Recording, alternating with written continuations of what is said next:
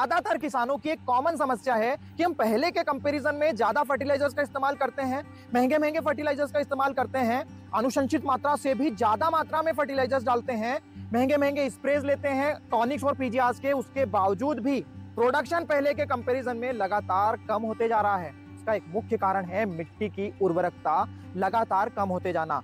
लेकिन इसके क्या कारण है और इसको कैसे बढ़ाया जाए, आइए जानते हैं। चलिए शुरू करते हैं। दोस्तों, कोई मिट्टी अनउपजाऊ तभी होती है जब या तो उसमें लवण की मात्रा बढ़ गई है, सॉल्ट्स बढ़ गए हैं, सैलिनिटी बढ़ गई है, या फिर उसमें सोडियम की मात्रा बढ़ गई है, सोडिसिटी बढ़ गई है। ये दो मुख्य कारण हैं जो अगर बढ़े हुए हैं तो आप कितना ही फर्टिलाइजर का इस्तेमाल आपकी फील्ड में कर लीजिए, मिट्टी पौधों को प्रॉपर्ली अवेलेबल नहीं करवा पाएगी और आपको कम उपज ही मिलेगी। इसके मुख्य कारण है केमिकल फर्टिलाइजर्स का इस्तेमाल, केमिकल्स का इस्तेमाल और लगातार गिरता हुआ ऑर्गेनिक कार्बन का इस्तेमाल। लेकिन मिट्टी को उपजाऊ कैसे बनाया जाए? पहला, इसमें लवण की मात्रा को कम कैसे किया जाए, इस पर बात करते हैं। इसको आप आइडेंटिफाई ऐसे कर सकते हैं कि आपकी फील्ड पर ऊपर की ओर सिंचाई के बाद अगर सफेद प्रेसिपिटेट दिखते हैं, इसका मतलब लवण की मात्रा बढ़ी हुई है और इसको बहुत आसानी से आप कम कर सकते हैं।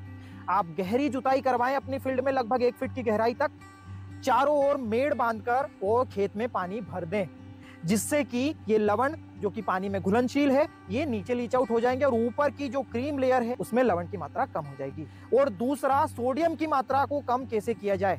ये दोस्तों पानी भरकर कम नहीं किया जा सकता क्योंकि सोडियम मिट्टी के कण को पकड़ के रखता है।